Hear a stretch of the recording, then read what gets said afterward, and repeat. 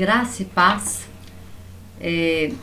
Hoje, nós vimos um vídeo que está passando muito, está sendo postado muito, da pastora Zinete, dando um recado urgente para a igreja, que é para a igreja, se colocar em oração pelo Brasil e oração de joelhos. E hoje à tarde eu estava ajoelhada, orando, buscando, de Deus. Porque, irmã, eu preciso orar de joelho, de sentada, em pé, qual que é a forma correta de orar? Por que Deus, nesse momento, Ele está pedindo, oração de joelho? Esse momento, Ele está pedindo oração de joelhos. Então, eu quero falar um pouquinho sobre por que essa situação. A palavra de Deus, aqui em Romanos, eu vou ler do 12 do 1 até o 3, fala assim: Rogo-vos, pois, irmãos, pela compaixão de Deus, que apresenteis os vossos corpos em sacrifício vivo, santo e agradável a Deus, que é o vosso culto racional. E não sedes conformado com este mundo, mas sede transformado pela renovação da vossa mente, para que experimenteis qual é a boa, perfeita e agradável vontade de Deus.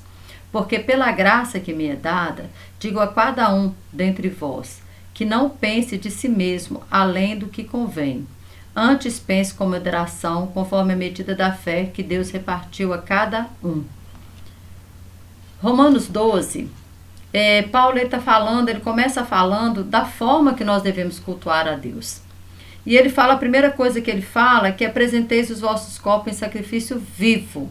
O sacrifício no Velho Testamento, como que era o sacrifício? Se pegava um animal, geralmente, dependendo do sacrifício, dependendo da oferta, tinha que ser de 1 ano de idade, e levava ele sem mácula, sem mancha, porque a mácula, a mancha, estava simbolizando o pecado. Então ele não podia ter defeito nenhum no seu corpo, ele não podia ter mancha, ele não podia ter nenhuma mácula.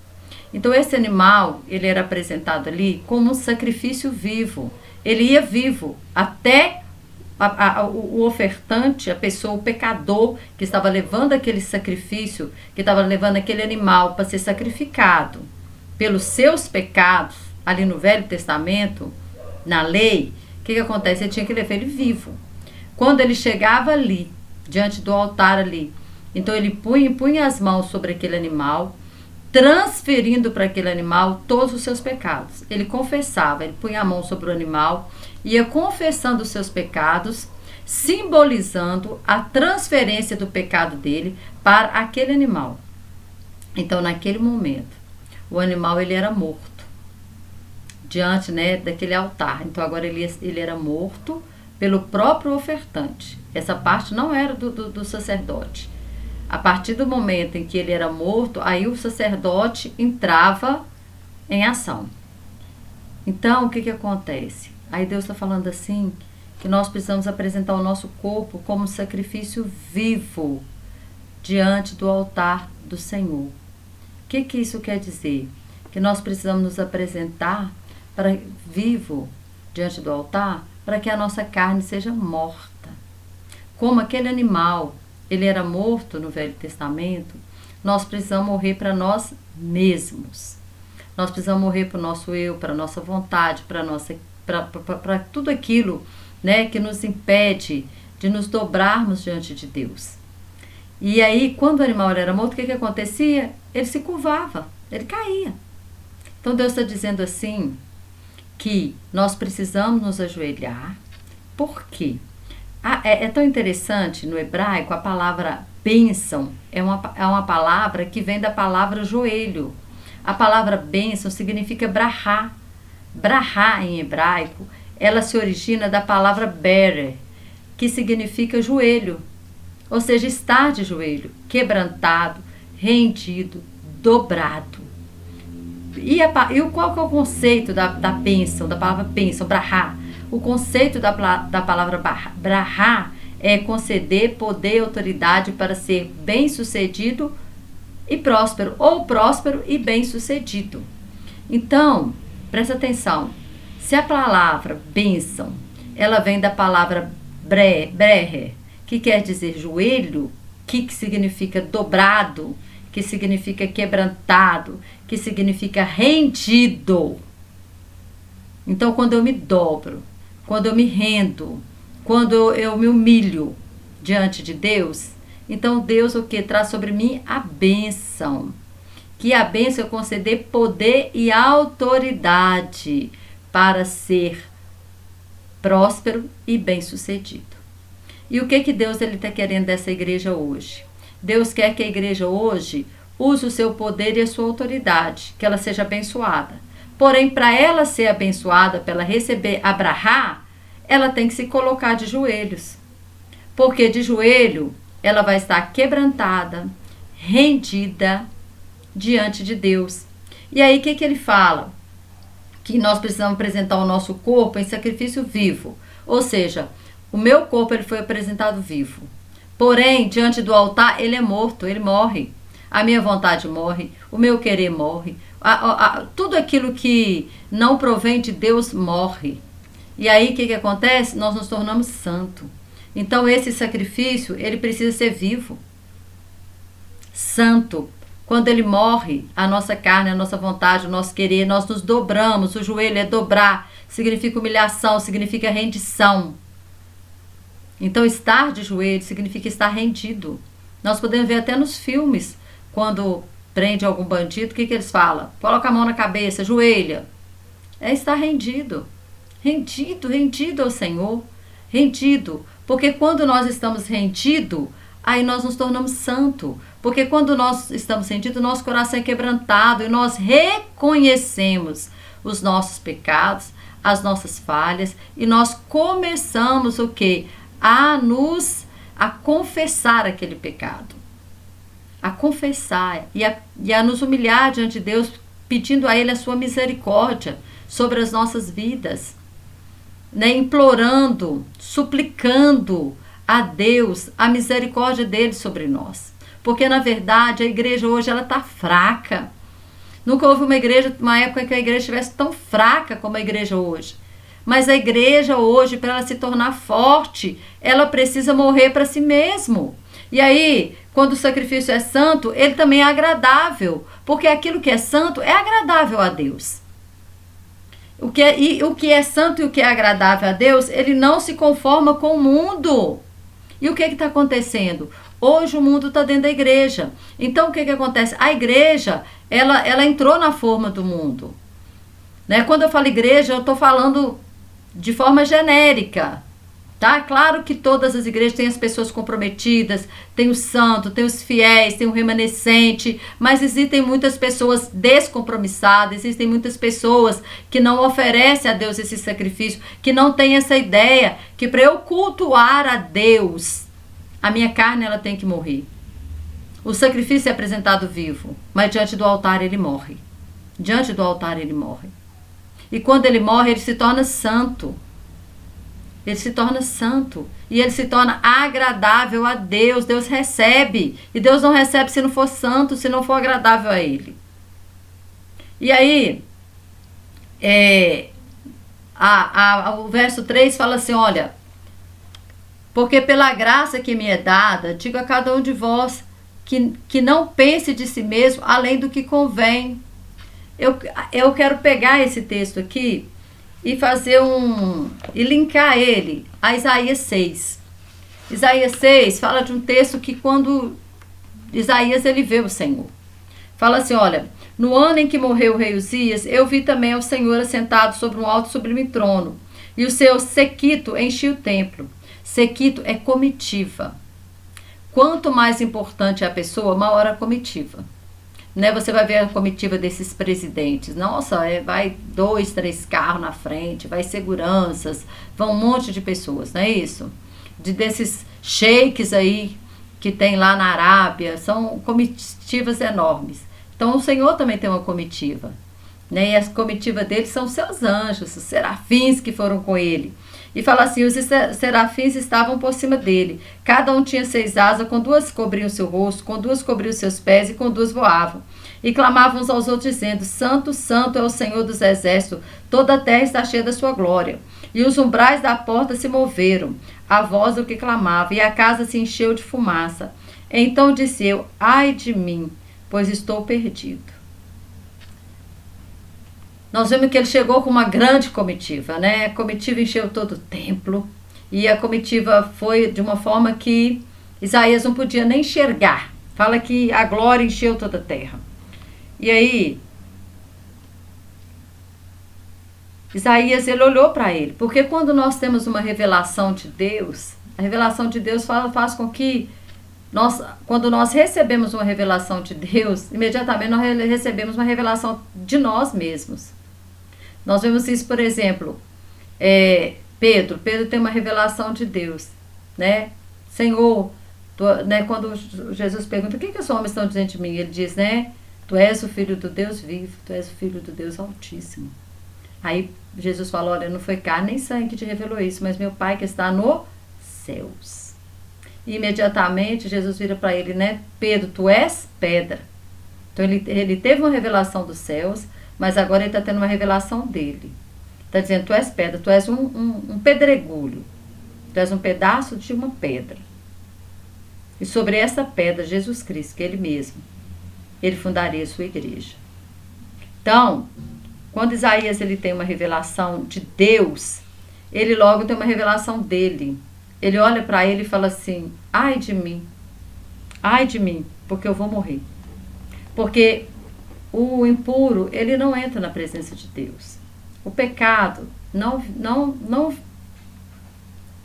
entra na presença de Deus. Moisés quis ver Deus, e Deus falou, Moisés, se você me ver, você vai morrer. Isaías estava com isso muito certo na sua mente, que se ele visse Deus, ele iria morrer. E ele disse, eu vou morrer, porque eu sou um homem de lábios impuros, habito no meio de um povo de impuros lábios. Ele enxergou naquele momento o pecado dele, que muitas vezes ele estava lá profetizando para o povo, né, às vezes exortando, mas ele também estava igual, era farinha do mesmo saco. Do mesmo jeito que o povo era, ele também era. E aí, o que acontece? Porém, ele não morre, por quê? Porque um dos serafins vai lá e pega uma brasa viva no altar e vem e toca nos lábios de Isaías. E o verso 7 fala, olha assim, e com a brasa tocou a minha boca e disse, eis que isto tocou os teus lábios, e a tua iniquidade foi tirada, e expiado o teu pecado. Então aqui ele fala de duas coisas, iniquidade e pecado. Mas lá em 1 João 3,4 fala que qualquer que comete pecado, também comete iniquidade, porque iniquidade é pecado. É pecado, iniquidade é pecado. Porém, a iniquidade, ela é uma palavra que vem do hebraico, que fala, avon, parece avon, parece o nosso avon, só que não é assim, é avon. Ela está ligada à hereditariedade e ao pecado, ou seja, é uma herança pecaminosa, é um pecado progressivo, que a mãe comete, depois o filho comete e vai passando de geração, aquele pecado, sabe, que vai progredindo e que a gente vê sempre acontecendo, né, nas famílias, parece que ele vai sendo cultivado, né, na família, igual aquela planta. Nossa, minha avó tinha essa planta, a minha mãe tem essa planta, eu vou guardar essa planta porque é a lembrança da minha avó. Não, minha avó fazia esse bolo, a minha mãe aprendeu a fazer esse bolo, eu também faço esse bolo. É aquela herança de família. Então a iniquidade também é um pecado, né? Ela começa com um pecado, porém ela pode se tornar progressiva. É a palavra, né, do hebraico, ela está ligada à hereditariedade, o pecado, ou seja, herança pecaminosa. Quando Judas, ele entrega Jesus, né, ele traz Jesus, lá em Atos 1:18 fala que ele fez por iniquidade, o preço da iniquidade, ou seja, da injustiça, né, preço da injustiça. Que também a iniquidade é uma injustiça, é o preço da injustiça, porque o pecado também é uma injustiça. Deixamos de praticar a justiça para praticar a injustiça. Porque quando o pecado é uma injustiça, eu deixo de praticar a justiça para praticar injustiça. Então é pecado. E o que acontece? Aqui em Isaías 6 é tão interessante que fala assim, que no ano em que morreu o rei Uzias. Quem era o rei Uzias? O rei Uzias, a história dele está lá em 2 Crônicas 26. Eu vou ler só um versículo dele, peraí, o 16. 2 Crônicas, deixa eu ver se eu acho ele aqui, rapidinho. O rei Uzias foi um rei que ele andou nos caminhos do Senhor. Inicialmente ele andou nos caminhos do Senhor. Deus, assim, prosperou ele muito, muito. E ele se tornou muito próspero, muito importante. E aquilo entrou dentro do seu coração.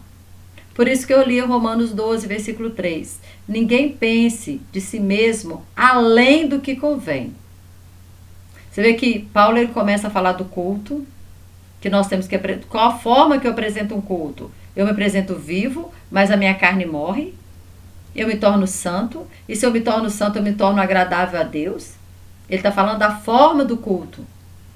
Depois ele fala que essa pessoa que torna santo, agradável a Deus, ela não vai conformar com o mundo, mas ela vai ter uma mente renovada. Depois ele fala que nós não devemos nos conformar com o mundo. E depois ele fala que não convém que pensemos, cada um pense além de si mesmo, além do que convém. E aí ele vai falando do corpo, que cada um é um corpo, cada um faz parte do corpo. E vai falando dos dons, né, deixa eu achar aqui de novo. Aí ele vai falando dos dons. E ele fala, porque assim como um corpo, o verso 4, porque assim como em um corpo temos muitos membros, e nem todos os membros têm a mesma operação. Assim, nós que somos muitos, somos um só corpo em Cristo, mas individualmente somos membros uns dos outros. Ele está dizendo, olha, nós não somos autossuficientes, nós dependemos uns dos outros. Então, ninguém pense além do que convém de si mesmo. E Uzias pensou, além de si mesmo, ele pensou que ele podia entrar no templo e ele podia oferecer incenso no altar do incenso. E isso só competia ao sacerdote. E aí, o verso 16, né, fala assim, de 2 Crônicas 26, 16, tá? Mas havendo-se já fortificado, quem? Uzias. Exaltou-se o seu coração até se corromper e transgrediu contra o Senhor seu Deus, porque entrou no templo do Senhor para queimar incenso no altar do incenso. Isso aí só o sacerdote podia fazer. Então ele pensou além do que convinha ele pensar de si mesmo. Ele era rei, ele era rico, ele era próspero, ele tinha a bênção de Deus. Aí ele pensou assim, não, eu posso entrar no templo, eu também posso ser sacerdote. Não, o sacerdote ele tinha uma linhagem separada. Eles tinham que ser da tribo de Levi. Ele não era, ele era o rei. Ele já era assim, uma pessoa super importante na nação, talvez a pessoa mais importante da nação, mas ele queria mais, então ele pensou além do que ele devia, convinha a ele pensar de si mesmo. E aí o que acontece? O sacerdote entra atrás dele, chama a atenção dele, ele não aceita, fica leproso e morreu leproso, ou seja, não se quebrantou. Porque o soberbo, né, ele não se quebranta, é muito difícil o soberbo quebrantar-se. E aí o que acontece? A palavra de Deus fala que Deus dá graça ao humilde, mas ele resiste ao soberbo. Olha que coisa terrível. E Uzias, então, né, eu não sei se ele clamou ao Senhor, não fala, a Bíblia não fala mais. Fala que ele morreu. Depois de um tempo, o seu filho ficou governando e ele morando fora, né, do arraial, fora da cidade, porque o leproso não podia morar junto com as outras pessoas. E aí Isaías 6 vem contando que no ano que ele morreu, Isaías viu o Senhor. Irmãos, o que nós podemos tirar aqui? O dia, né, no momento em que a soberba morre dentro de nós, no momento em que nós reconhecemos quem nós somos, nós não somos nada diante de Deus. Diante de Deus não somos nada. A palavra de Deus fala, né, que Jesus fala lá em João 15, 5, sem mim nada podeis fazer.